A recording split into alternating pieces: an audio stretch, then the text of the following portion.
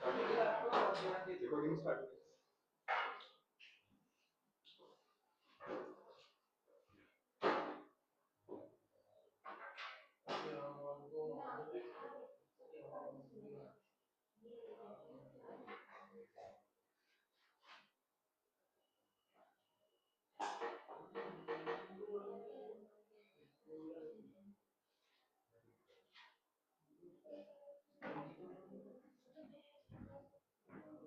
देखो, ये हमने इतने दिन से पढ़ रहे थे सॉल्यूशन चैप्टर, है ना, जो कि खत्म हो गया। ठीक, इसकी एक शॉर्ट समरी, ठीक है, बिल्कुल शॉर्ट तरीके में शॉर्ट समरी यहां पे मैं बता रहा हूं। जिसने नहीं पढ़ा या जिसने पढ़ लिया या जिसने बिल्कुल ही नहीं पढ़ा, ठीक है, वो सब आज हो जाएगा।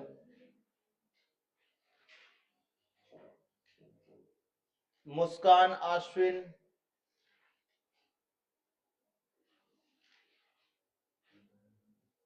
अश्विन तो नहीं है। आदित्य कहां थे बेटा? अभी तक आए नहीं। संग में थोड़ा बाहर आया हुआ तो सॉरी। अच्छा अच्छा, आज नहीं आ श्रुति पाया। आवाज आ रही है बेटा? Yes sir. हाँ, तो देखिए आज तो सॉल्यूशन बता रहा था मैं। तो solution is made up with solute plus solvent. समझना बेटा अच्छे से, फिर से बिल्कुल रिवाइज है एक शॉर्ट। सॉल्यूट जो चीज मिलाते हैं वो सॉल्यूट, जो चीज मिलाई जाए वो सॉल्यूट, और जिसमें मिलाई जाए वो सॉल्वेंट। क्लियर? जो चीज मिलाई जाती है, फॉर एग्जांपल आप नींबू पानी में मिला रहे हो तो नींबू इज द सॉल्यूट, एंड पानी में मिला रहे हो तो पानी is the solvent. Is it clear? है ना? और इसके बाद हमारा आता है, अगर आपने ये चीज समझ ली तो समझ लो पूरा चैप्टर क्लियर है, अदरवाइज दिक्कत आती है। एक हेलो, या मैम दिस साइड काउंसलिंग है, बताइए ma'am. Actually I am busy right now, तो मैं आपको after half an hour I will call you back ma'am. But school closed है ना, तो after Monday you can come in school.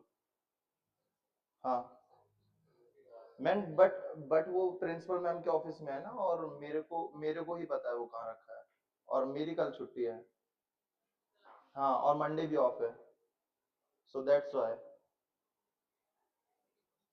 या Monday Ambedkar जयंती है। हाँ, ठीक ठीक है मैम। या हाँ, आप आइए नेक्स्ट सैटरडे आइए।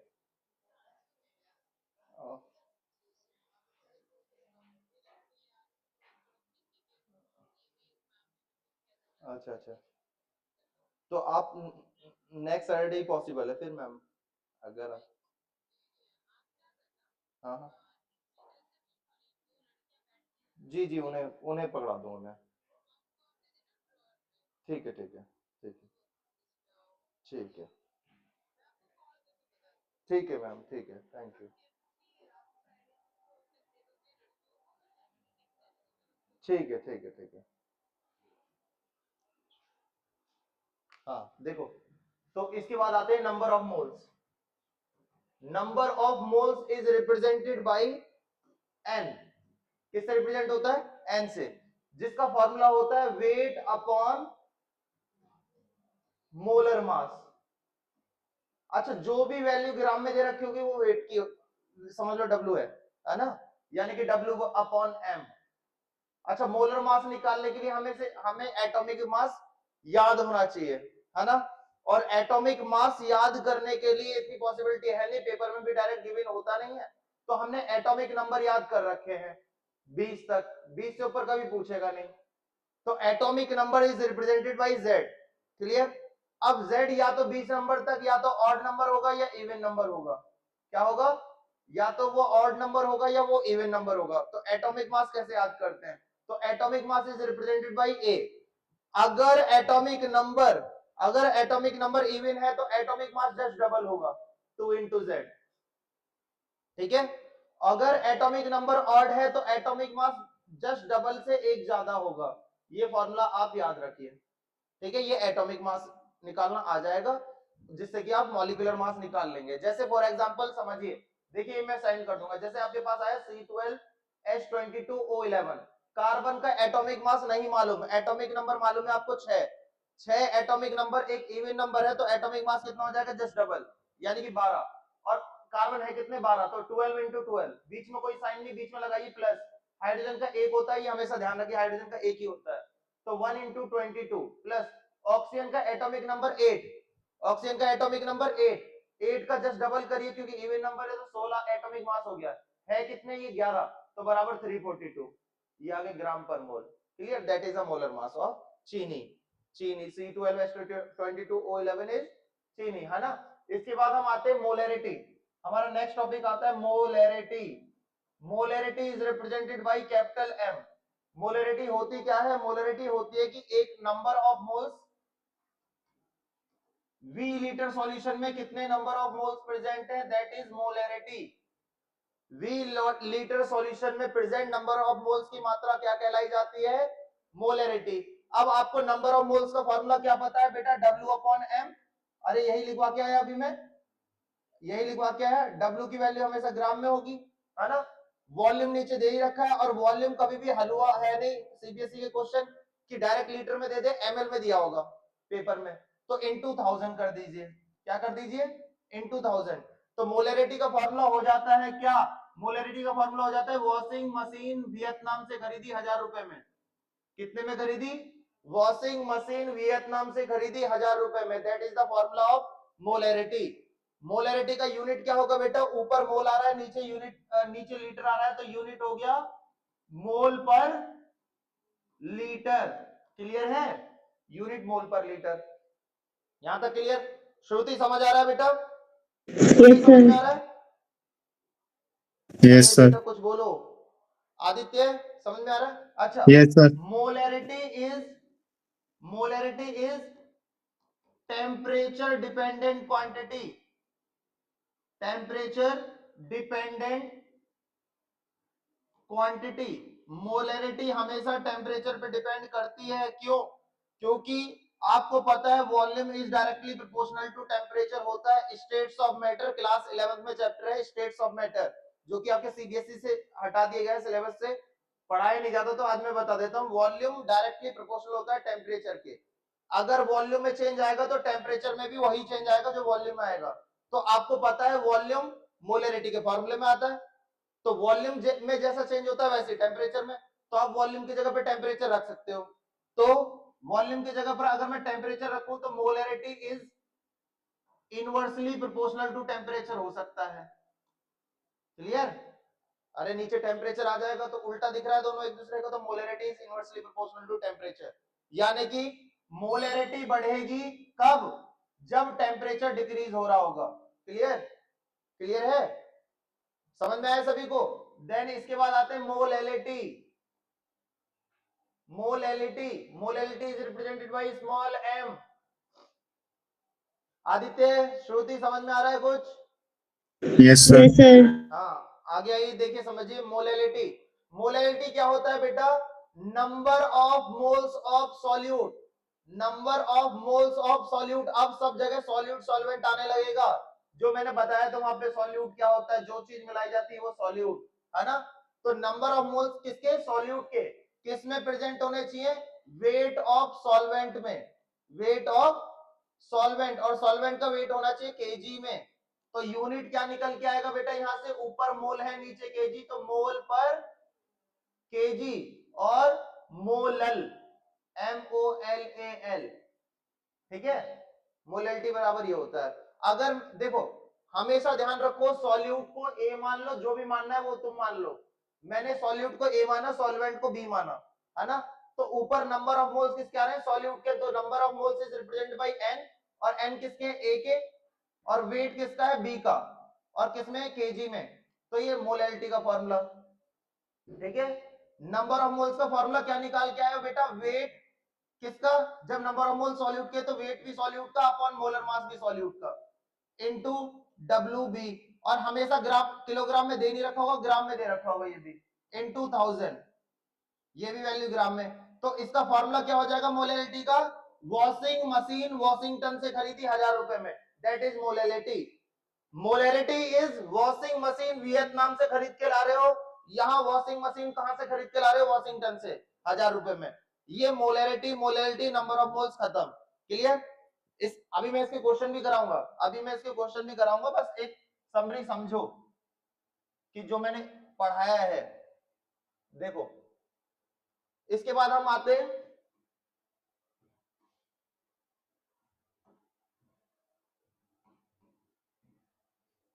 देखो इसके बाद आते हैं मोल फ्रैक्शन।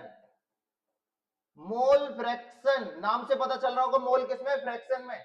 अब मेरे पास एक सॉल्यूशन में दो कंपोनेंट प्रेजेंट हैं, तो दोनों के अगर मैं नंबर ऑफ मोल्स निकाल लूंगा तो वो फ्रैक्शन में आने चाहिए। तो यानी कि क्या है, देखो मोल फ्रैक्शन इज रिप्रेजेंटेड बाय काई। ठीक है, क्या बोलते हैं, काई। आप एक्स भी बोल लो चलेगा। तो मोल फ्रैक्शन हमेशा सॉल्यूशन में प्रेजेंट दोनों कंपोनेंट के निकाले जाते हैं। तो जिसके मोल फ्रैक्शन निकालोगे उसके नंबर ऑफ मोल्स ऊपर upon total number of moles. यानी कि मैं ए का निकाल रहा हूं, सॉल्यूट का निकाल रहा हूं, तो सॉल्यूट के ऊपर number of moles upon solute plus solvent के नंबर ऑफ मोल्स। ठीक है, अगर मैं एक्स बी काई बी निकाल रहा हूं तो काई मतलब number of moles of solvent ऊपर प्लस Na प्लस Nb। ये फॉर्मूला हो गया। अच्छा, ज्यादा कैलकुलेशन नहीं करना चाहते हो तो हमेशा ये याद रखो कि chi A plus chi B is equal to 1 होता है। यानी कि एक के निकाल लो, दूसरे के 1 में से माइनस करके निकाल लो। ठीक है, ये हमेशा ध्यान रखना। सॉल्यूशन हमेशा एक ही बोला होगा उसने। यानी कि अगर आप नींबू में पानी मिला रहे हो, पानी में नींबू मिला रहे हो, जो भी चीज कर रहे हो, सॉल्यूशन एक ही बनेगा। तो एक से ज्यादा नहीं होता कभी भी सॉल्यूशन, इसलिए दोनों का जोड़ हमेशा एक के बराबर आना चाहिए। ठीक है, दैट इज मोल फ्रैक्शन। ठीक है, ये हमारा एक जर्नल पार्ट है जो कि पूरे चैप्टर में यूज होता रहेगा। इसके बाद अब हमारा थ्योरेटिकल पार्ट आता है। आदित्य, श्रुति, यहां तक कोई doubt? No, No, sir. sir. कोई डाउट? अभी मैं कराऊंगा इसके न्यूमेरिकल कराऊंगा। ठीक है, कल मैंने चैप्टर खत्म करा था, आज मैं न्यूमेरिकल कराऊंगा इसके अच्छे से, जो आते रहते हैं। देखो अब यहां चलते हैं हेनरी लॉ पे। हेनरी लॉ कहता है, हेनरी लॉ कहता है बेटा क्या, बताओ अभिनव, क्या कहता है हेनरी लॉ? हेनरी लॉ की क्या थी स्टेटमेंट? हाँ, पार्शियल प्रेशर डायरेक्टली प्रोपोर्शनल किसके होता है, ऋषभ किसके होता है? अरे क्या सॉल्यूशन, क्या बोल रहे हो, बोलो बोलो, इधर आओ, रुद्र इधर आ जाओ आगे सबसे। हाँ, partial pressure solubility of gas, क्या कहता है, partial pressure is directly proportional to solubility of gas. Clear? Clear? Is inversely proportional to temperature, है ना, या partial pressure is directly proportional to mole fraction. ठीक है, ये टेम्परेचर का जो रिलेशन लिखा है वो सॉल्युबिलिटी के साथ लिखा है बस मैंने। बाकी रूल तो ये है हेनरी का कि partial pressure is directly proportional to solubility of gas और partial pressure is directly proportional to mole fraction. लो मैं अभी हटा दे रहा हूं, तुम इतनी स्टेटमेंट जानो, ये हेनरी कहता है। मैं जैसे ही ये साइन हटाऊंगा तो बेटा यहां एक कांस्टेंट आ जाएगा के एच इंटू एस और पी इज इक्वल टू के एच इंटू एच। ये दो रूल आ गए, वेयर के H is a Henry constant. क्या? तो श्रुति, आदित्य, क्या कहता है हेनरी लॉ? हेनरी लॉ कहता है कि partial pressure is directly proportional to the solubility of gas और mole fraction. Is it clear? अगर मैं इस फॉर्मूले से देखूं तो यहां से अगर KH की वैल्यू निकालूं तो KH बराबर आ जाएगा partial pressure upon solubility of gas, यही आएगा बेटा। यानी कि KH और सॉल्युबिलिटी में क्या रिलेशन दिख रहा है, दोनों एक दूसरे के इनवर्सली प्रोपोर्शनल है। यानी कि अगर KH की वैल्यू ज्यादा है तो सॉल्युबिलिटी हमेशा उसकी कम होगी, और KH की वैल्यू अगर कम है तो सॉल्युबिलिटी हमेशा उस गैस की ज्यादा होगी। हाँ, कोई डिफाइन नहीं है, हल्का प्रेशर लगा दो किसी पे, किसी कोई डिफाइन नहीं है।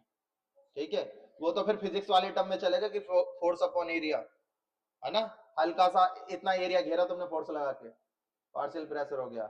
ऐसे चलते फिरते एक पीछे के पीछे से हाथ मार दे, पार्शियल प्रेशर लगा, भर के मारोगी तो हिलेगा तो कम से कम, है ना, तो टोटली प्रेशर, इसका कोई डिफाइन नहीं है, ठीक है। ये तो वो हो गया क्वेश्चन कि जी हाँ, विनीत नवनीत ने पूछा तो कहते तू बायो पढ़ा, ठीक है।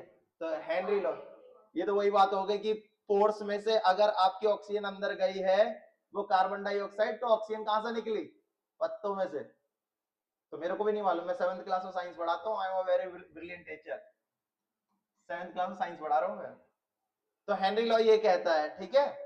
इसके बाद हम आ जाते हैं किस पे, कौन सा टॉपिक था, राउल्ट्स लॉ। देखो दोनों ही सिमिलर है, बस अंतर क्या है, यहां पार्शियल प्रेशर की बात हो रही है, यहां पार्शियल वेपर प्रेशर की बात होगी। और वेपर तभी ज्यादा बनेंगे जब टेम्परेचर बढ़ाओगे, है ना। तो vapour pressure is directly proportional to temperature और solubility of gas is inversely proportional to temperature. समझना, solubility is not inversely proportional to temperature, solubility of gas is inversely proportional to temperature. समझ रहे मेरी बात को।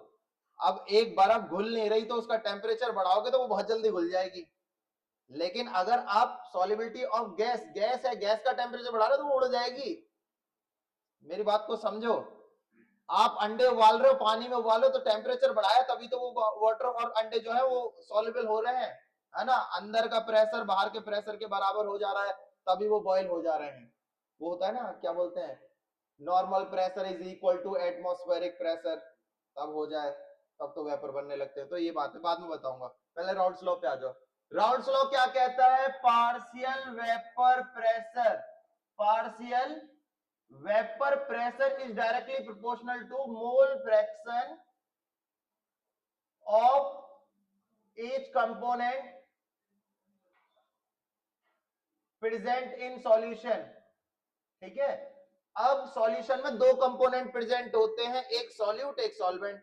तो पार्शियल वेपर प्रेशर अगर आप सॉल्यूट का निकालोगे तो वो डायरेक्टली प्रोपोर्शनल होगा सॉल्यूट के मोल फ्रैक्शन के। Partial vapour pressure of solvent निकालोगे तो वो डायरेक्टली प्रोपोर्शनल होगा सॉल्वेंट के मोल फ्रैक्शन के। समझना, दोनों देखो सेम सी स्टेटमेंट है। Partial pressure is directly proportional to mole fraction, partial pressure of partial vapor pressure is directly proportional to mole fraction of each component present in a solution। Statement सही है, बस अलग अलग क्या है कि यहाँ पर अलग अलग निकालना पड़ता है सबका प्रेशर, है ना। वहां सिंपल ही एक बार में निकल जाता है। तो इस साइन को हटाते हैं बेटा प्रोपोर्शनल के, तो यहाँ पर एक कांस्टेंट आता है जिसे बोलते हैं P naught A into X A. इसे हटाओगे तो एक कांस्टेंट आएगा P naught B into X B. समझना मेरी बात को, इधर समझो पहले, श्रुति आदित्य समझो। वैसे मैं आज अलग ही पढ़ाता जेई वाला लेवल, लेकिन मैं इसको कंबाइन कर रहा हूं ताकि ये भी थोड़ा बहुत यूजफुल में है, ठीक है। न्यूमेरिकल वांट ऑफ फैक्टर पूछ लेता जेई में, ठीक है, तो मैं कर रहा हूं, नहीं तो मैं तो आज नेमिंग रिएक्शन सब ट्रिक पे खत्म करा देता पूरी 33 पूरी ऑर्गेनिक की, ठीक है। तो देखो, ये जिसके ऊपर भी नॉट लगा आ जाए, जिसके ऊपर भी ये जीरो बना जाए, दैट मींस प्योर चीज की बात हो रही है ना। अब ये नॉट जो लगाया है वो ए के ऊपर लगाया है, ए हमारा है क्या, सॉल्यूट। तो सॉल्यूट के प्योर वेपर प्रेशर की बात हो रही है, यानी कि पी नॉट ए क्या है यहां पर, vapour pressure of pure solute. P naught B क्या है, vapour pressure of pure solvent. अब जब आपने अलग अलग वेपर प्रेशर निकाल लिए सॉल्यूट सॉल्वेंट के, तो total vapour pressure of solution पूछूं तो सॉल्यूट सॉल्वेंट को मिलाना पड़ेगा। तो पीएस बराबर क्या हो जाएगा, P A plus P B. रखो वैल्यू तो क्या आ जाएगी, P naught A X A plus P naught B X B.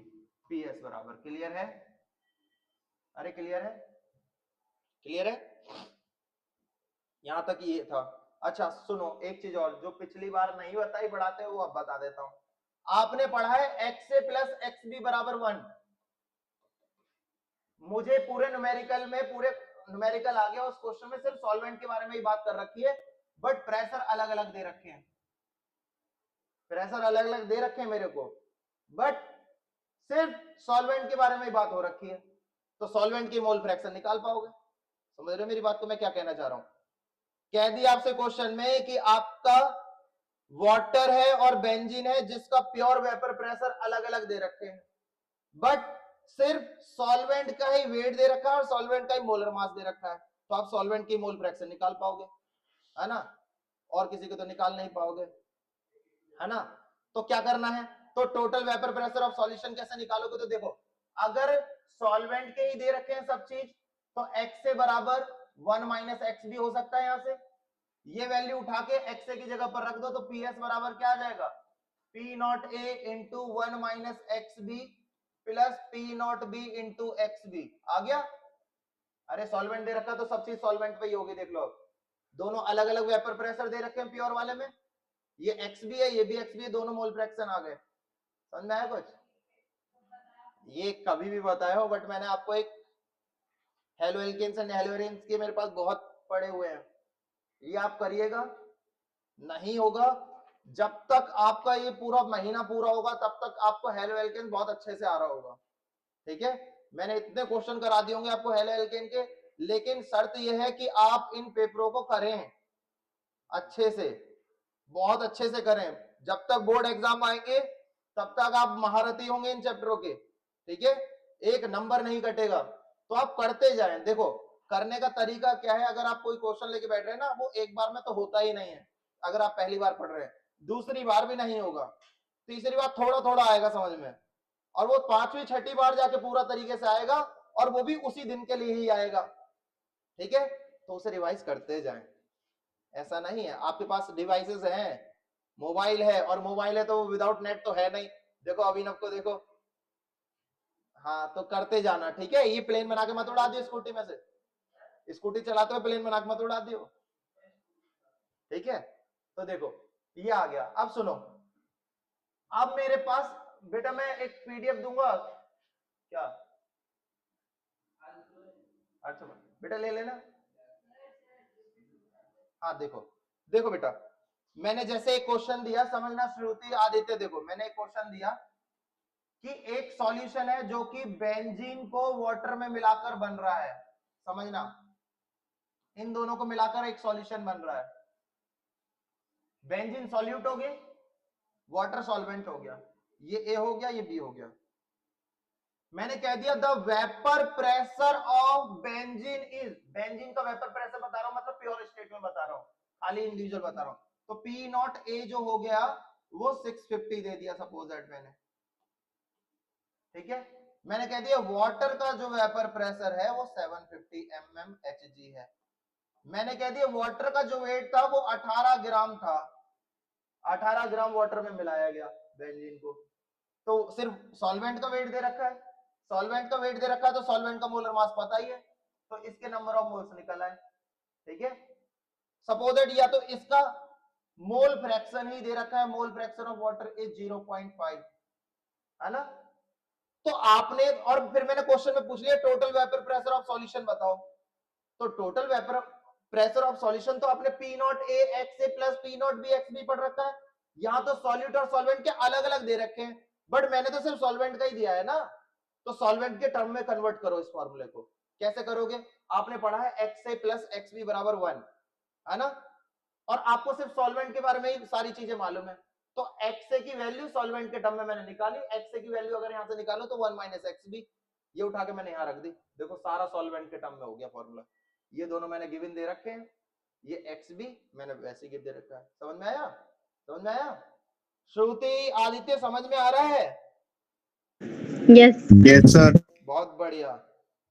ठीक है, देखो ये फालतू की चीज है, ये वाली चीज जो पूछी जाती है ना, ये बोर्ड एग्जाम में कभी नहीं पूछी जाएगी, ये आगे लेवल पे पूछी जाती है।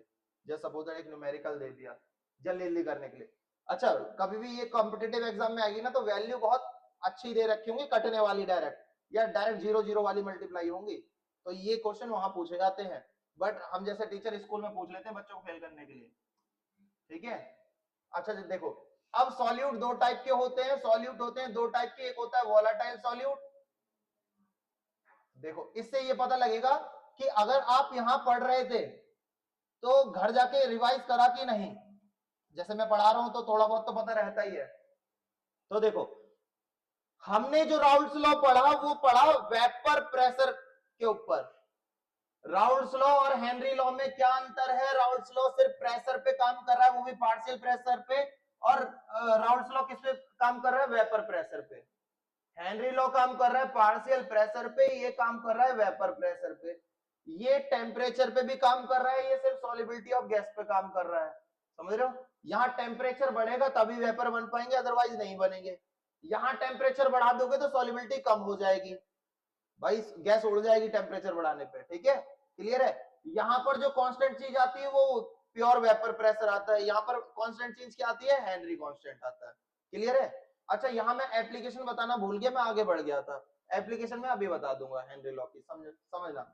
अच्छा, सॉल्यूट दो टाइप के होते हैं, एक होता है वोलेटाइल सॉल्यूट, एक होता है non volatile solute. Volatile solute वो होते हैं which convert into vapour, convert into vapour. ठीक है? और नॉन वोलेटाइल सॉल्यूट होता है which is not convert into vapour, into vapour. ठीक है? अब यहां पर आपने total vapour pressure of solution निकाला है, उसमें सॉल्यूट का वेपर प्रेशर भी है और सॉल्वेंट का भी। बट मैंने कह दिया कि आपके पास सॉल्यूट जो था वो नॉन वोलेटाइल था, यानी कि उसके वेपर बन ही नहीं पा रहे हैं। तो वेपर बन नहीं पा रहे तो उसका वेपर प्रेशर का क्या काम है? कुछ काम नहीं है। तो फिर total vapour pressure of solution क्या आएगा? फिर क्या आएगा? पीएस बराबर P naught B X B. Solute का कुछ काम ही नहीं है फिर। ठीक है? और जब सॉल्यूट का कुछ काम नहीं है ना, तो आपने अब भी पढ़ रखा है एक्स से प्लस एक्स बी बराबर 1, लेकिन आपको न्यूमेरिकल में तब भी सॉल्यूट की वैल्यू दे रखी है। तो यहां से एक्स बी को यहीं छोड़ो, 1 माइनस एक्स से कर लो इसे, ये वैल्यू उठा के यहां रख दो, तो एक और फॉर्मूला बन सकता है। समझ रहे हो मेरी बात को? अरे समझ रहे हो? नहीं समझ रहे? मैं कह रहा हूं कि फॉर्मूला तो ये आ गया, नॉन वोलेटाइल सॉल्यूट है, लेकिन नॉन वोलेटाइल सॉल्यूट भी तो मिलाया जाएगा कितने भी ग्राम, या मोल फ्रैक्शन तो दे सकता है ना उसका, है ना? मैंने पत्थर मिला दिए पानी में, पानी बन गया वेपर में, सॉल्यूट के वेपर बने नहीं, लेकिन सॉल्यूट का वेट तो मिलाया है ना मैंने कुछ। समझ रहे हो मेरी बात को? तो उसके मोल फ्रैक्शन कुछ ना कुछ होंगे सॉल्यूट के। तो सॉल्यूट के मोल फ्रैक्शन दे रखे हो तो एक्स बी बराबर 1 माइनस एक्स से होता है, उस टर्म में कन्वर्ट कर लो। ठीक है? मैं ये कह रहा हूं। ठीक है? श्रुति समझ में आ रहा है? Yes, sir. आदित्य समझ में आ रहा है? Yes, sir. बहुत बढ़िया, समझ में आ रहा है तो बहुत बढ़िया। आप समझो ये देखो, फिर आते हैं आइडियल सॉल्यूशन और non ideal solution. Ideal solution वो होते हैं जो राउल्स लॉ को फॉलो करते हैं, विच ओबे राउल्स लॉ। सेकेंड, सॉल्यूट और सॉल्वेंट को मिला रहे हो आप, तो सॉल्यूट सपोज दैट आपने ये लिया है, सॉल्यूट ये है, इतना ही सॉल्वेंट है आपके पास, इन दोनों को मिला के इतना ही वॉल्यूम आपका, जितना वॉल्यूम इनका था उतना ही वॉल्यूम सॉल्यूशन बने। दैट्स मींस उनके बीच में चेंज जो है वॉल्यूम में वो बिल्कुल भी नहीं हुआ, है ना? डेल्टा वी जीरो हो और डेल्टा एच भी जीरो हो, यानी कि उनकी हीट में भी कुछ चेंज ना है। जितने टेम्परेचर में इसका वेपर बन रहा है, जितने टेम्परेचर में इसका वेपर बन रहा है, उतने टेम्परेचर में ये भी वेपर में कन्वर्ट हो जाए। समझ रहे हो मेरी बात को? नींबू बुला लो पानी में, नींबू भी लिक्विड है, पानी भी लिक्विड है, तब भी वॉल्यूम में चेंज नहीं होता, अंदर ही पार्टिकल डिसॉल्व हो जाते हैं। वॉइड्स जो होते हैं ना, ये वॉइड्स, सपोज दैट ये एटम है, ये सॉल्वेंट है, तो एटम हमेशा स्फेरिकल होता है स्ट्रक्चर में, तो इनके बीच में खाली जगह रह जाती हैं, इस वॉइड्स को आके सॉल्यूट भर देते हैं, तो वॉल्यूम बढ़ेगा ही नहीं। ठीक है? समझ रहे हो मेरी बात को? समझ रहे हो मेरी बात को मैं क्या कह रहा हूं? ये वॉइड्स आप उसमें पढ़ोगे D block and F block elements में, है ना? 4 ही एटम है जो वॉइड्स बनाते हैं, बाद में पढ़ेंगे। तो सिर्फ ये ध्यान रखो, आइडियल सॉल्यूशन क्या होता है? जो राउल्स लॉ को फॉलो करता है और जिसमें सॉल्यूट सॉल्वेंट को मिलाने पर वॉल्यूम में भी चेंज ना आए और ना ही उसके टेम्परेचर में चेंज आए, यानी कि H means enthalpy, enthalpy delta H mixing is equal to 0। ये मिक्सिंग का मतलब आपने सॉल्यूट और सॉल्वेंट को मिक्स करा है, मिक्स करने के बाद उनके वॉल्यूम में चेंज नहीं आया, डेल्टा का मतलब चेंज, ठीक है, 0 है। समझ रहे हो मेरी बात को? तो नॉन आइडियल क्या हो जाएगा? जो ये फॉलो नहीं करेगा। अरे जो ये फॉलो नहीं करेगा वो नॉन आइडियल, यानी कि क्या लिख सकता हूं मैं यहां पर डेफिनेशन में? Not obey Raoult's law. Second, आप कहोगे डेल्टा H भी नहीं होगा 0 के बराबर, डेल्टा V भी नहीं होगा 0 के बराबर। अब नहीं होगा तो ये 0 से कम रहा होगा दोनों, या दोनों ये 0 से ज्यादा रहे होंगे। दो ही कंडीशन आ सकती है। अरे आ सकती है। 0 से कम होने का मतलब कि निगेटिव हो गया, और 0 से ज्यादा मतलब होने का मतलब पॉजिटिव हो गया। निगेटिव जब भी होगा तो नेगेटिव डेविएशन होगा, और 0 से बड़ा होने का मतलब पॉजिटिव डेविएशन होगा, ठीक है। जब भी मैं निगेटिव में जाऊंगा, निगेटिव में जाऊंगा तो मैक्सिमम बॉइलिंग एजोट्रॉप्स बनेंगे, लिख लो, डायरेक्ट ट्रिक पे है। एजोट्रॉप्स बनेंगे। बेटा तुम बोर मत हो, अभी तुम्हारे टॉपिक आ रहे हैं, बस खत्म, ये इसी में आ रहे हैं। जब भी पॉजिटिव आएगा, देखो मैं पहले से पॉजिटिव में हूं, सपोज ये बच्चा बहुत अच्छा पढ़ने में है, 99 लाएगा, तो मेरे को इस पे कम काम करना पड़ेगा, समझ रहे हो? तो मैं पहले से पॉजिटिव में हूं तो मुझे मिनिमम टेम्परेचर देना होगा वेपर बनाने के लिए, मिनिमम बॉइलिंग एजोट्रॉप्स। अरे राउल्ट्स लॉ पे चल रहा है, राउल्ट्स लॉ वेपर बनवाता है, तो मुझे मिनिमम टेम्परेचर देना होगा, क्योंकि मैं पहले से ही पॉजिटिव में हूं। जब मैं पहले से नेगेटिव में हूं तो भाई मैं नेगेटिव में, मेरे पे ज्यादा एनर्जी लगानी पड़ेगी, तो मैक्सिमम बॉइलिंग एजोट्रॉप्स। समझ रहे हो? समझ रहे मेरी बात को? क्लियर हो रहा है? एग्जांपल मैं ऐसे ही खत्म कर दूंगा, अब इसके एग्जांपल ही पूछे जाते हैं कि नेगेटिव डेविएशन का कौन सा एग्जांपल है बताओ, ठीक है, वो ट्रिक पे ही खत्म हो जाते हैं। इतना समझ में आया? डेविएशन क्या होते हैं वो मैं भी बताता हूं, ठीक है।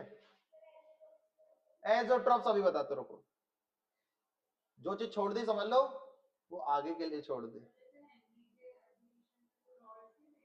राउल्ट्स के नहीं है, हेनरी के हैं खाली। इसे लिखना चाहो तो लिख लो। श्रुति समझ में आ रहा है? छोटा कर दूं क्या? सर लिख लीजिए।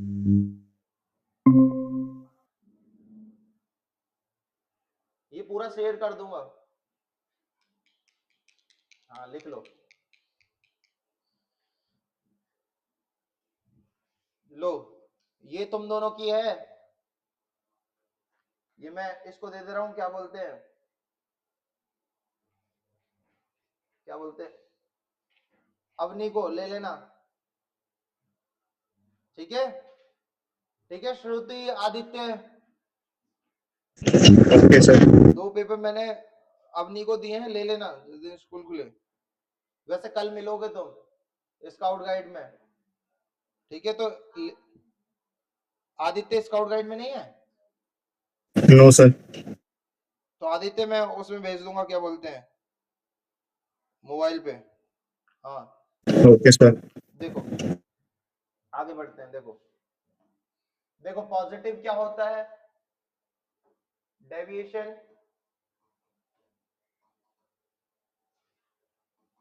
नेगेटिव डेविएशन क्या होता है। देखो एक चीज समझो सिंपल, इसके बाद हम ये एमटीजी करेंगे डायरेक्ट, ठीक है, न्यूमेरिकल इससे, क्योंकि मैं डायरेक्ट फॉर्मूला ही बताऊंगा फिर। देखो नेगेटिव डेविएशन क्या होता है, सपोज दैट आपके पास सॉल्यूट है, ये सॉल्यूट है, सॉल्यूट में ए टाइप का सॉल्यूट है, सॉल्यूट को इससे रिप्रेजेंट कराता है, तो इन पार्टिकल्स के बीच में ए टाइप की बॉन्डिंग है। किस टाइप की बॉन्डिंग है? ए टाइप की बॉन्डिंग है, ठीक है। इसे, और इधर सॉल्वेंट रखा है जिस जो कि बी है, और इसमें बी टाइप की बॉन्डिंग है, ठीक है।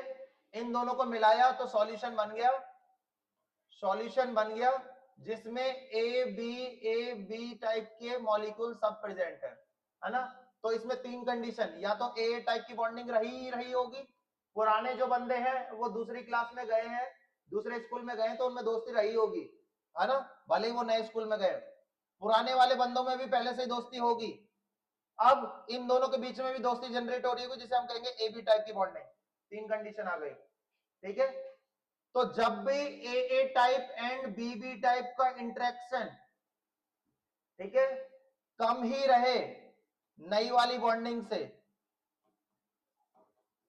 है ना, पहले जैसे थे अब भी वैसे ही हैं, नए वाले से कमजोर ही हैं, तो हमेशा नेगेटिव डेविएशन। समझ रहे हो, यही लिखवाया था कल भी। मेरा कहने का मतलब ये है कि मैंने इन बच्चों को, फिर सिंपल से समझो, ये बच्चे पढ़ने में बेकार थे, मैंने कहा तुम पियरिंग लर्निंग कर लो, एक इधर आ जाओ एक इधर आ जाओ, ए बी बन जाओ, है ना। ए बी मतलब समझ लो बी वाला पढ़ने में होशियार है, ए वाला कम है ना। मैंने इन दोनों को साथ बैठाया तो एक ए बी टाइप का होशियार बच्चा बना, है ना। अब ये होशियार की जो एनर्जी थी वो अब भी ज्यादा रही इन दोनों नालायकों से, है ना। तो ये हमेशा नेगेटिव ही रहेंगे, होशियार नहीं बन पाएंगे। समझ रहे हो, मैंने सोचा था कुछ पॉजिटिव रिजल्ट निकलेगा, किसी ना पढ़ने वाले बच्चों को पढ़ने वाले बच्चे के साथ बैठाऊं, लेकिन वो रिजल्ट नहीं निकला। पढ़ने वाले का ही अच्छा है, ना पढ़ने वाले का बेकार ही रहा, है ना। तो नेगेटिव डेविएशन। लेकिन जब ये अच्छा निकल गया, A type and B type is greater than A B type, है ना, यानी कि पढ़ने वाले से भी ऊपर निकल गए, तो ये हमेशा पॉजिटिव डेविएशन, ठीक है। अरे समझ में आ रहा है। तो पॉजिटिव डेविएशन की डेफिनेशन हो गई। नहीं आ रही डेफिनेशन तो सिंपल लिखो, delta is equal to positive and delta V is equal to positive, ठीक है। नेगेटिव में लिखो delta H is negative and delta V is negative. Clear है, क्लियर है सर ये नेगेटिव डेविएशन बताना फिर से। बेटा। नेगेटिव डेविएशन ये होता है, अगर आपका वॉल्यूम और एंथैल्पी पे चेंज नेगेटिव आ गया वैल्यू, तो वो हमेशा नेगेटिव डेविएशन होगा, ठीक है। और पुरानी बॉन्डिंग की एनर्जी हमेशा कम ही रहे नई बॉन्डिंग से, तो वो नेगेटिव डेविएशन, ठीक है। ये पुरानी बॉन्डिंग थी, अलग अलग थे, इनकी कमजोरी बनी। ओके मैं सर। सोच रहा था कुछ तगड़ा बॉन्ड बनेगा, वो तगड़ा नहीं बना, कमजोरी रहा हमेशा, ठीक है। तो वो कमजोर रह गया हमेशा ही, तो वो नेगेटिव डेविएशन। क्लियर है, यस सर। इसके बाद आ जाते हैं कोलागेटिव प्रॉपर्टी।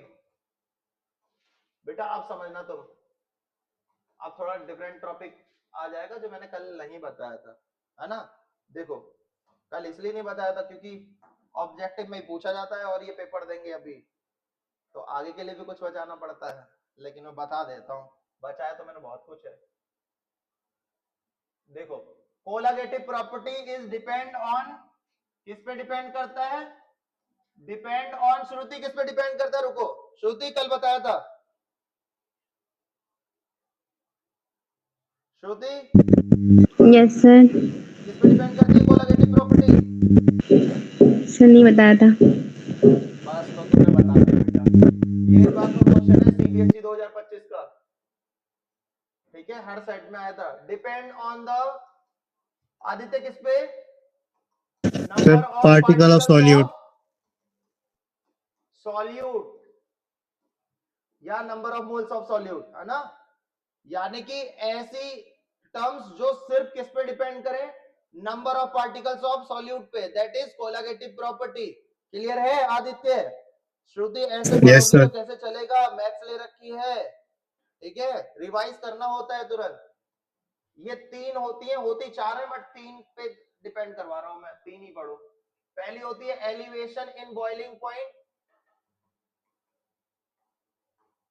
दूसरा डिप्रेशन इन फ्रीजिंग पॉइंट,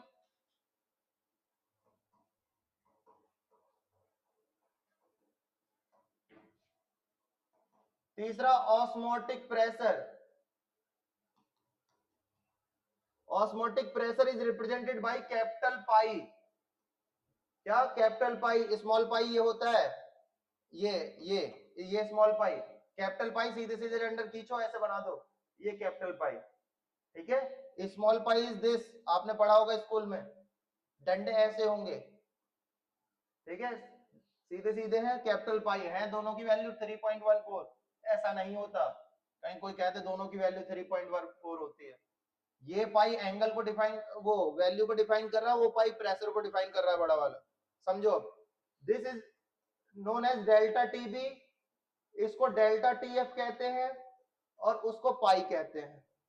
ठीक है, अब समझो, देखो delta TB is equal to होता है i into K B into washing machine कहां से खरीदी, वॉशिंगटन से 1000 रुपए में। This is the formula of delta TB. Delta TB, delta का मतलब चेंज होता है, तो ये चेंज किसमें है, टीबी माइनस टीबी नॉट। बता देता हूं सब चीज है क्या, देखो सबकी न्यूमेरिकल निकालने के लिए बस फॉर्मूला और वैल्यू मालूम होनी चाहिए किस किस की है। टीबी को क्या कहते हैं बेटा, टीबी को कहते हैं बॉइलिंग पॉइंट ऑफ सॉल्यूशन। और टीबी नॉट की वैल्यू कभी भी दे नहीं रखी होगी, दे रखी होगी तो बहुत अच्छी बात है। टीबी नॉट होता क्या है, boiling point of pure solvent. Solvent मतलब वाटर, क्या, वाटर। और वाटर का बॉइलिंग पॉइंट आपको मालूम है 100 डिग्री सेल्सियस, यानी कि 330 कितने हो गया, 373 केल्विन। ये वैल्यू हमेशा टीबी नॉट की नहीं भी दे रखी है तो रख देना, तो 100 जोड़ोगी नहीं बेटा उस पर। ठीक है, मैथ बहुत तगड़ी है, I got 95 marks in my mathematics in 12th class. ठीक है, अब मैं कहानी बताऊंगा तो तुम्हें फिर टाइम लग जाएगा, तो ये समझो। ठीक है, WA is weight of solute, MA is molar mass of solute, W is weight of solvent और 1000 की मल्टीप्लाई KB की वैल्यू हमेशा गिवन होगी, जिसे हम बोलते हैं elevation of boiling point constant. ये आई को अभी बताता हूं मैं, आई को अभी बताता हूं आगे, है ना, आई को अभी बताता हूं। ये उसकी वैल्यू थी। डेल्टा टीएफ भी देखो, लिखो मत, समझो पहले। डेल्टा टीएफ भी यही होता है i into K F into washing machine कहां से खरीदी, वॉशिंगटन से 1000 रुपए में।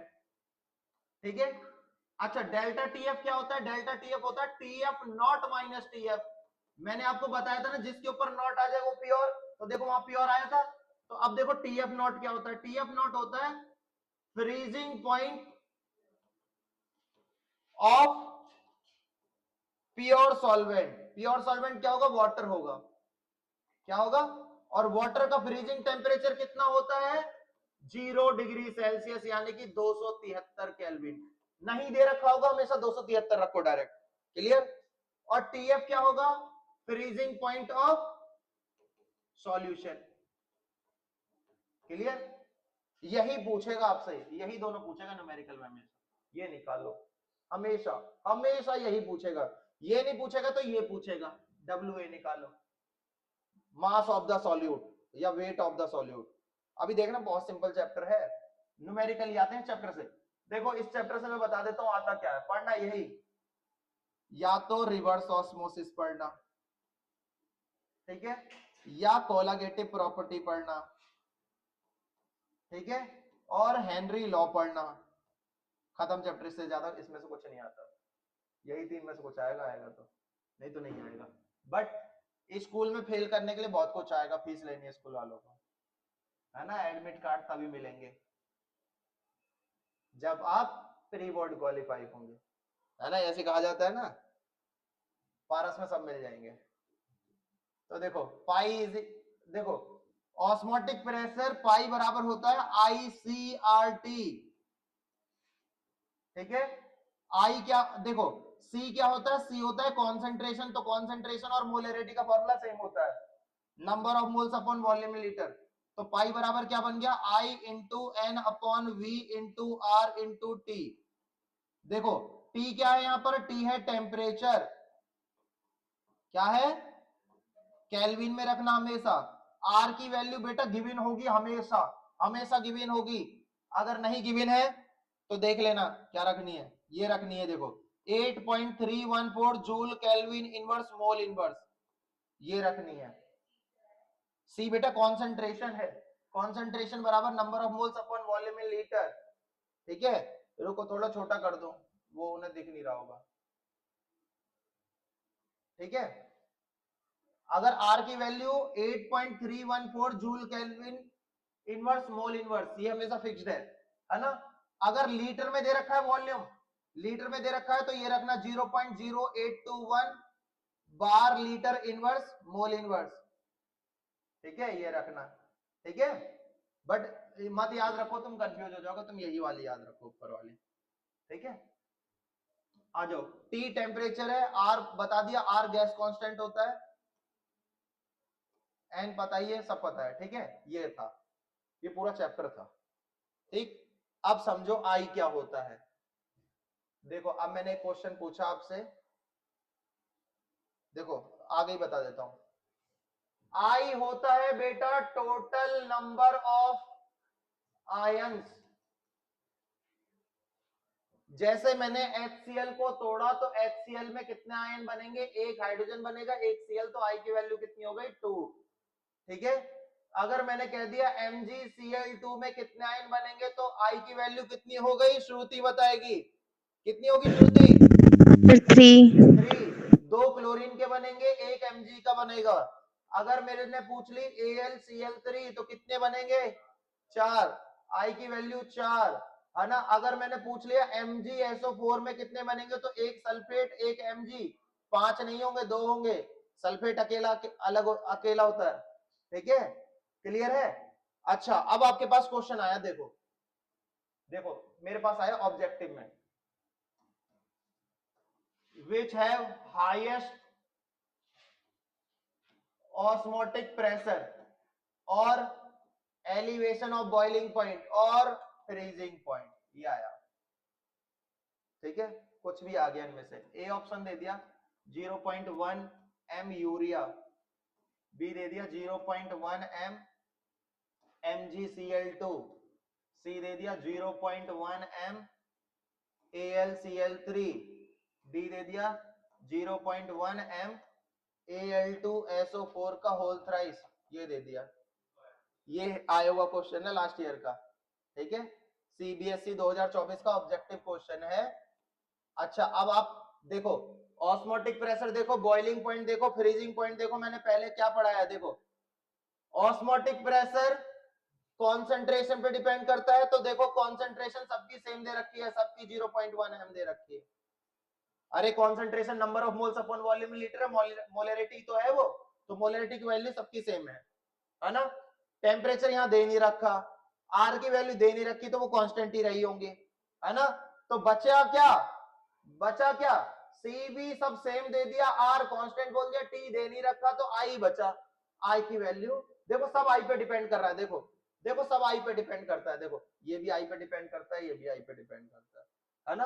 तो आई से बता सकते हो जिसकी आई की वैल्यू सबसे ज्यादा उसका बॉइलिंग पॉइंट। तो आंसर क्या हुआ, देखो इसमें तो एक भी आयन नहीं बना, यहां 3 आयन बने, यहां 4 आयन बने, यहां 5 बने, 2 इसके 3 इसके, तो सबसे ज्यादा। क्लियर है, लास्ट ईयर का है वो क्वेश्चन है, हर सेट में आया था अलग अलग तरीके से, नहीं आया समझ में, आ गया, क्लियर है। ये चैप्टर यहां होता है खत्म, ठीक है। अब आते हैं न्यूमेरिकल पे, अरे हाँ एप्लीकेशन समझो, देखो एप्लीकेशन, हेनरी लॉ की एप्लीकेशन। हेनरी लॉ कहता क्या है, partial pressure is directly proportional to solubility of gas, यही कहता है। अरे यही बता के आया था, अरे यही बताया था।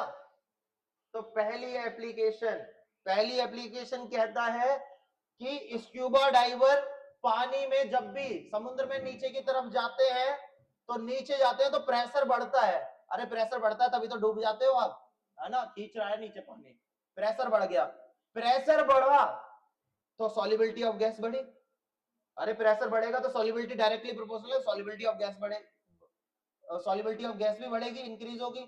अब स्क्यूबा डाइवर हमेशा अपने साथ सिलेंडर ले जाते हैं, सिलेंडर में ऑक्सीजन नाइट्रोजन ये सब मिक्सअप होती है ना। अब आपको जितनी ऑक्सीजन इनहेल करनी है उससे ज्यादा ही निकल के आ रही है, ठीक है। अब किसी चीज की अति भी भयंकर होती है, ज्यादा ही ऑक्सीजन जा रही है तो वो दिक्कत भी देगी, जितनी चाहिए उससे जरूरत से ज्यादा जा रही है, तो ऑक्सीजन नाइट्रोजन क्या करती है, ज्यादा ब्लड में डिजोल्व हो जाने के कारण क्लॉटिंग बना देती है, जिसको हम बैंड कहते हैं। क्या कहते हैं, बैंड नाम की बीमारी हो जाती है, गांठें पड़ने लगती है, बैंड को गांठें बोलते हैं, है ना। तो एक्सेस सॉल्युबिलिटी ऑफ ऑक्सीजन के कारण वहां पर क्या होती है, बैंड टाइप की बीमारी होने लगती है, जिससे बचने के लिए तो प्रिवेंशन ऑफ बैंड से बचने के लिए हम क्या करते हैं, टैंक में क्या मिला देते हैं, हीलियम गैस भी मिला देते हैं। क्या मिला देते हैं? हीलियम गैस ऑक्सीजन नाइट्रोजन के साथ। क्लियर है? दूसरा, पहाड़ों पर जब भी जाते हैं, हाई एल्टीट्यूड पे जाते हैं, तो ऊपर जाते हैं तो प्रेशर कम होने लगता है ना? प्रेशर कम होने लगेगा तो सॉल्युबिलिटी ऑफ गैस भी कम हो जाएगी, यानी कि ऑक्सीजन कम इनहेल कर पाओगे, कम कर पाओगे, तभी कपूर की नीड पड़ती है, जिसे हम एनॉक्सिया बोलते हैं। वो सांस लेने में दिक्कत वाली बीमारी को एनॉक्सिया बोलते हैं। तो एनॉक्सिया क्यों होता है? तो वो इसलिए होता है, क्यों? क्योंकि partial pressure is directly proportional to solubility of gas होता है। प्रेशर ऊपर जाते हैं कम हो जाता है, इसलिए सॉल्युबिलिटी ऑफ गैस यानी कि ऑक्सीजन आप नहीं ले पाते हो, खींच नहीं पाते हो, तभी वो एनॉक्सिया हो जाता है। क्लियर? तीसरा, गर्म पानी में मछलियां रहना पसंद नहीं करती, है ना? तो देखो, solubility of gas is inversely proportional to temperature होती है। पानी का टेम्परेचर बढ़ाओगे सॉल्युबिलिटी कम हो जाएगी, और सॉल्युबिलिटी कम हो जाएगी तो पार्शियल प्रेशर कम हो जाएगा। ठीक है? सॉल्युबिलिटी कम यानी कि ऑक्सीजन बची ही नहीं, तो ऑक्सीजन नहीं बचेगी तो जो जलीय जीव होते हैं वो सांस नहीं ले पाते, इसलिए। ठीक है? सिंपल आंसर क्या लिखोगे अगर आ जाए? aquatic species are not comfortable to live in warm water. Why? Because solubility is inversely proportional to temperature. Clear? Simple answer, एक लाइन में खत्म। कभी भी केमिस्ट्री में एक नंबर से ज्यादा का क्वेश्चन नहीं आता बोर्ड एग्जाम में। ठीक है? ये आपका पूरा चैप्टर था, समझ आया? अरे नेट को मारो गोली। हाँ तुम बताओ, आया क्या? पहले मैं भी सुनना चाहता हूँ।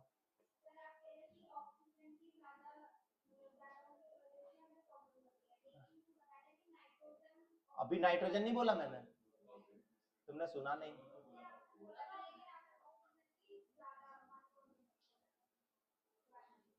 मैंने बोला ना, ऑक्सीजन नाइट्रोजन दोनों ही तो बोला, दोनों की अधिकता ज्यादा हो जाएगी, बोला तो अभी। तुम दोनों लिख देना। अरे मैं ऑक्सीजन लेने पे ही तो जीवित होऊंगा, नहीं समझ रही हो? ऑक्सीजन के बदले नाइट्रोजन ले लोगी क्या? नाइट्रोजन जाती है, उसने ऑक्सीजन को इसलिए डिफाइन नहीं करा क्योंकि ऑक्सीजन अंडरस्टूड है कि ऑक्सीजन तो लेके जाएगा ही बंदा अंदर, है ना? उसमें नाइट्रोजन भी मिक्सअप होती है, तो उसने नाइट्रोजन को स्पेसिफाई कर दिया क्योंकि ऑक्सीजन तो जरूरी है ही, है ना? तो उसने ऑक्सीजन को नहीं बताया। जैसे मैं बॉन्ड लाइन, हाँ स्कूबा डाइवर में, जैसे मैं बॉन्ड लाइन स्ट्रक्चर बना रहा हूं, तो कोई टीचर कार्बन हाइड्रोजन को दिखा देता है, कोई टीचर नहीं दिखाता, वो अंडरस्टूड है। समझ रही मेरी बात को? जैसे मैंने पायरॉन का स्ट्रक्चर बना दिया, अब मैं यहाँ हाइड्रोजन ऑक्सीजन तो नहीं दिखाऊंगा, ऑक्सीजन दिखाया मैंने जो अलग है बिल्कुल, कार्बन हाइड्रोजन तो नहीं दिखाऊंगा, इसलिए उसने सिर्फ नाइट्रोजन को स्पेसिफाई करा। बेटा अच्छा चलो, तो तुम इसका आंसर देख लेना, नेट पे सही बता दे तो। ये तुमने dxy पढ़ा, dyz पढ़ा, dzx पढ़ा, फिर पढ़ा dx स्क्वायर। अब ये तुमने नेट की बात छेड़ दी तो मैं पूछने लगा, डी में 5 डब्बे होते हैं, तुम्हारा मास्टर भी जवाब दे देना कोई सा, और गूगल पे जवाब दे दे, मेरे को बता देना। ये सब एक्सिस पे है, सारे डी के डब्बे एक्सिस वाले ही चल रहे थे, एक्स वाई, फिर एक छोड़ दिया वाई जेड, फिर जेड एक्स। चलो अच्छी बात है, ये हुआ। तो ये डी जेड स्क्वायर और D X square minus Y square, ये ऑर्बिटल कैसे बने जब सब एक्सिस पे चल रहे थे? तो how will the D Z square orbital is formed, ये पढ़ के आ जाना कहीं भी नेट पे, मेरे को कल जवाब देना, और ये मिल जाए तो इसे बता देना। ठीक, अपने टीचरों से पूछ लेना, तुम तो मेरे ही वालों को, मैं तुम्हें बताऊंगा नहीं, मेहनत करनी पड़ती है ना। हाँ बेटा, ठीक है? अब तुम नेट पे सर्च मार लेना इसको। समझ में आया बेटा सभी को? तो क्वेश्चन लिखो। कितना टाइम हो गया? बट 6:30, कभी 7 भी बोल दिया करो। 6:30 हो गए, कोई बात नहीं, न्यूमेरिकल कर लो, दोबारा कराऊंगा नहीं फिर। बेटा टेप करना पड़ेगा ना बेटा। देखो लिखो, मैं लिख देता हूं, देखो मैं सबकी वैल्यू ही लिख दे रहा हूं, आप डायरेक्ट क्यों स्टेटमेंट लिखनी। कह रहा है 1 ग्राम नॉन इलेक्ट्रोलाइट सॉल्यूट है जो कि डिसॉल्व कराया गया है 50 ग्राम बेंजीन पे। 1 ग्राम कोई सॉल्यूट है, उसे 50 ग्राम बेंजीन में डिसॉल्व करा गया है, तो वेट ऑफ सॉल्यूट बोल रहा है 1 ग्राम। अरे 1 ग्राम को डिसॉल्व करा जा रहा है ना, तो वेट ऑफ सॉल्यूट 1 ग्राम हो गया, और वेट ऑफ सॉल्वेंट हो गया 50 ग्राम। 50 ग्राम बेंजीन में डिसॉल्व करा जा रहा है। कह रहा है जैसे ही मैं 1 ग्राम को 50 ग्राम में मिला रहा हूं तो उसका फ्रीजिंग पॉइंट जो है वो लो हो जा रहा है, कितना? 0.40 केल्विन चेंज हो जा रहा है, मतलब यानी कि फ्रीजिंग पॉइंट। और फ्रीजिंग पॉइंट मतलब चेंज का क्या होता है? डेल्टा टीएफ दे दिया, ठीक है, कम हो रहा है, कह रहा है लोअर इट्स फ्रीजिंग पॉइंट, तो 0 से और कम हो गया, कितना? 0.40, चेंज ही तो बता दिया उसने। अरे कम हो रहा है, 0 तो तुम्हें पता ही है, मैंने कहा नहीं भी दे रखा हो तो 0 तो पता है, अगर मुझे बॉइलिंग टेम्परेचर नहीं दे रखा तो तब भी तुम्हें पता है 100, वो कह रहा है ज्यादा हो गया, तो चेंज ही तो बता रहा है वो, है ना? तो चेंज डेल्टा टीएफ कितना हो गया? 0.40। पहचानना आना चाहिए चीजों को। कह रहा है freezing point depression constant is 5.12 kelvin kilogram mole inverse. लिखो, तो find the molar mass of solute. तो देखो अभी आप पढ़ के आए हो बेटा फॉर्मूला क्या, ये देखो ये पढ़ के आए हो, देखो फॉर्मूला दिखा देता हूं, देखो फॉर्मूला दिखा देता हूं। फॉर्मूला क्या है? डेल्टा टी बराबर आई into K F into washing machine कहां से खरीदी है? वॉशिंगटन से। लिखो फॉर्मूला, लिखो जल्दी, देख के लिखो। आई कुछ नहीं बता रखा, आयोनिक बता नहीं रखा, तो आई की जगह पे 1 रख दो, ठीक है। लिखो फॉर्मूला जल्दी, ये वाला, ये लिखो जल्दी फॉर्मूला। लिख लिया बेटा? लिखो, आई की वैल्यू 1। अरे वाह, कितनी जल्दी करा भी, रुको। डेल्टा टी एफ बराबर आई की वैल्यू 1, के एफ की value 5.12, washing machine 1 upon molar mass निकालना है इनटू और 50 इंटू 1000, यही है। अरे इसकी वैल्यू 0.40 दे रखी है, इक्वल टू 5.12, 50 से ये 20 बार कैंसिल, है ना, इंटू 20, है ना, अपॉन एम ए बराबर कितना हो गया? पॉइंट से पॉइंट कैंसिल, है ना, तो 512 इंटू 20 अपॉन 40, 20 दूनी 40, 2 से 256 आएगा ग्राम पर मोल। बट 3 नंबर पूरे चले गए, 256 आएगा इसका आंसर। कितनी जल्दी कैलकुलेशन करी बेटा, तुम तो लिख ही रहे होगे डेल्टा टीएफ और के एफ। एक और 6 में रहेगा आंसर 251। अरे मैथ ले रखी है तुमने? मैथ ले रखी है? मैथ ले रखी है? इनवर्स फंक्शन वाला चैप्टर हो गया तुम्हारा? कौन सा पढ़ रही बेटा मैथ्स में? हाँ, रिलेशन फंक्शन। चलो तुम इसका फॉर्मूला बताना मेरे को, ये प्रूफ करके लाना।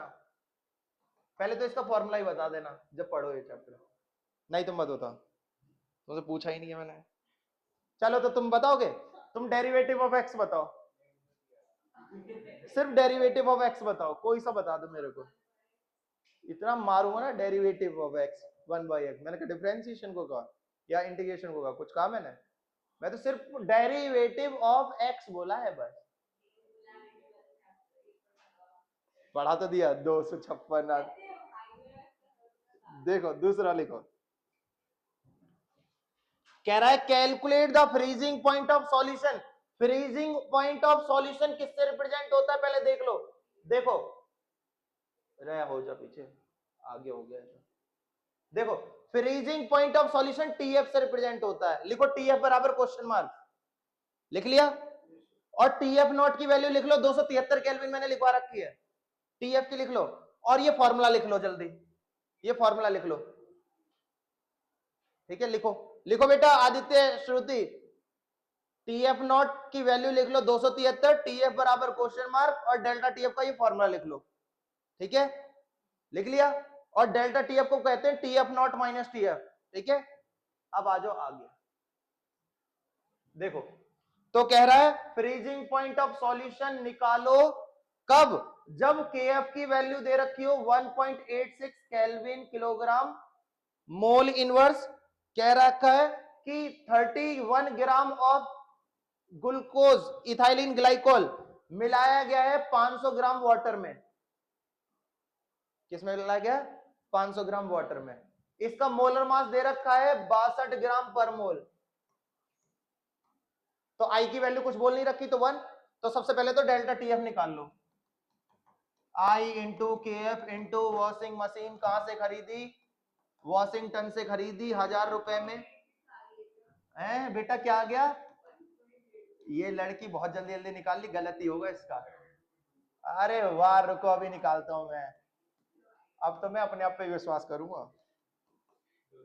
देखो ये 2 बार कैंसिल, इस 500 दूनी 1000 से ये कैंसिल, डेल्टा टी बराबर आ गया 1.86 आ गया केल्विन। अरे यही आया। अच्छा देखो डेल्टा टीएफ की को क्या कहते हैं, टीएफ नॉट माइनस टीएफ बराबर 1.86 आ गया। अरे डेल्टा टीएफ को टीएफ नॉट माइनस टीएफ कहते हैं। ठीक है, टीएफ निकालना है, इसे इधर भेज दो। टीएफ नॉट की वैल्यू आपको पता है 273, इसे इधर लाओगे माइनस 1.86 बराबर टीएफ, घटा के बताओ 272 समथिंग, 271.14 समथिंग कुछ आएगा, है ना, 271.14। अरे बेटा क्या मैथ लिए तुमने, जोड़ रहा है तू, अब भी देख माइनस करना है। अब बेटा देख ना, देख टीएफ नॉट माइनस टीएफ बराबर 1.86 आया। डेल्टा टीएफ का फॉर्मूला क्या होता है, टीएफ नॉट माइनस टीएफ बराबर 1.86। टीएफ को इधर भेजोगे, इसे इधर लाओगे तो माइनस में ही तो होगा। अरे क्या मैथ पढ़ रहे हो भाई तुम, तभी तो डेरिवेटिव ऑफ एक्स नहीं मालूम। अच्छा बेटा तुम पे बायो है सही में, मेड्यूला ऑब्लंगेटा के फंक्शन बताओ। अरे देखो नर्वस सिस्टम के बारे में मालूम है थोड़ा बहुत, क्या क्या मालूम है, खड़ी हो जाओ, लेबलिंग डायग्राम करके दिखाना। आई 11th 12th पढ़ी है। अच्छा ये बताओ इनमें से कौन सी विटामिन फैट सॉल्युबल है, ये सारी फैट सॉल्युबल है। डी मतलब कुछ भी कह दो, एक ही होगी कोई, सारी फैट सॉल्युबल है। ए डी ई के याद रखना, जो बच गई वो सब वाटर सॉल्युबल, बायोमोलिक्यूल चैप्टर में है। एम्फोटेरिक क्या होते हैं मालूम है, बस अभी बस मेटल नॉन मेटल दोनों की है ना, हाँ एसिड बेस की करते हैं जो, ओ भाई metal non metal acid base सब एक बता रही है। क्या कौन से स्कूल में पढ़े हैं, अरे पारस में पढ़ लो, इससे अच्छा। दिन में मैं पढ़ाता हूँ और सेकंड शिफ्ट में मैं गवर्नमेंट स्कूल में पढ़ाता हूँ। कितनी फीस जा रही है तुम्हारे स्कूल की, तुम डमी बन जाओ, सारे पैसे मुझे दो, मैथ फिजिक्स केमिस्ट्री सब पढ़ाऊंगा। फिजिक्स वो पढ़ा देंगे, बाकी मैथ केमिस्ट्री में पढ़ा दूंगा। लिखो दूसरा, क्या पढ़ो तुम। हाँ बेटा श्रुति कुछ आ रहा है बेटा, देखो Yes, sir. ये देखो क्या रखा है, calculate the mass of calcium chloride CaCl2, अब बोल दिया उसने, इसका वेट निकालना है, यानी कि वेट ऑफ सॉल्यूट निकालना है, WA बराबर क्वेश्चन मार्क। मोलर मास इसका दे रखा है 111 ग्राम पर मोल, ठीक है, इसको 500 ग्राम वाटर में मिलाया गया है, ठीक है। मिलाने के बाद उसने कह दिया इसका फ्रीजिंग पॉइंट लो हो गया, यानी कि डेल्टा टीएफ कितना हो गया, 2 केल्विन हो गया। तो वो कह रहा, हाँ केएफ बता रहा हूं, इसका केएफ दे दिया 1.86 केल्विन किलोग्राम मोल इनवर्स। अच्छा देखो अब बेटा जब CaCl2 मैंने क्या बताया, जब फॉर्मूला दे दे क्वेश्चन में तो आई की वैल्यू लगेगी। आई की वैल्यू कितनी आएगी, यहां पर कितनी आएगी, कितने आयन बनेंगे, 3। वेरी गुड, आई की वैल्यू 3। CBSE 2024 का क्वेश्चन है, सेट 3 का, ये एनसीईआरटी में भी दे रखा है, इन टेक्स्ट क्वेश्चन। CBSE 2024 में 3 नंबर में आया है ये क्वेश्चन। तो लो फॉर्मूला लिखो सबसे पहले, डेल्टा टीएफ बराबर होता है, देखो उसने मोबाइल उठा लिया,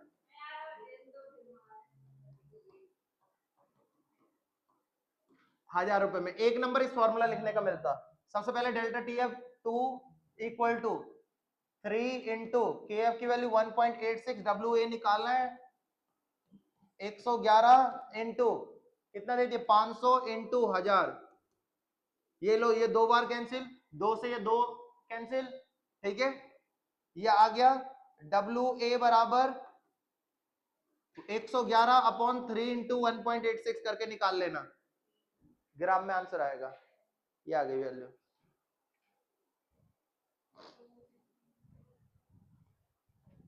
अरे 111/3 इंटू 1.86 आया, करके निकाल लो।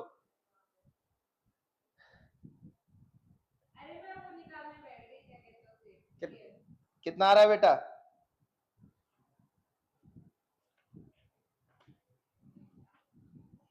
कितना आ रहा है बताओ? श्रुति कितना आ रहा है आंसर? सर निकाल रही हूँ। अभी बताता हूँ।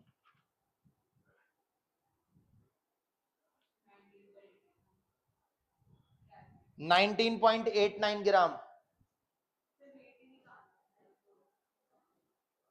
कितने सिंपल लग रहे हैं ना ये क्वेश्चन? डायरेक्ट इजी इजी है। स्टेटमेंट इतनी बड़ी देगा, लिख के यहाँ से यहाँ तक भरा होगा, होता कुछ नहीं है इनमें। ये सीबीएसई 2024 का क्वेश्चन है। इसके साथ और करके आ गया था कि आप रिवर्स ऑस्मोसिस को बताओ डिफाइन करके, और एक नीचे क्या कह रही हो? हाँ वही सबसे बढ़िया होता है कि आप फिजिकल केमिस्ट्री सर करते जाओ। 69 आ रहा है। हाँ बेटा, सर ये कुछ 68 पॉइंट कुछ आ रहा है। नहीं बेटा 19.89 आएगा। वो बेटा ऑनलाइन कर रहा है ना, अब सामने होता तो बोलता ना। समझ में आया बेटा? अच्छा मैं सोच रहा हूँ पहले फिजिकल केमिस्ट्री खत्म कर लें, 2 चैप्टर बचे हैं। बताओ ऑर्गेनिक 2 दिन और लगेंगे, 1 चैप्टर और खत्म फिजिकल में। केमिकल काइनेटिक्स बहुत सिंपल चैप्टर है। केमिकल काइनेटिक्स 2-3 टॉपिक है और 2-3 क्लास में खत्म, मतलब 1 वीक, और तुम मजे आ जाएंगे तुम्हारे, ऐसा लगेगा क्या पढ़ा है। हाँ? फिजिकल में तो बेटा बस 2 चैप्टर है बेटा, और इलेक्ट्रोकेमिस्ट्री। ठीक है बेटा, आज के लिए इतना।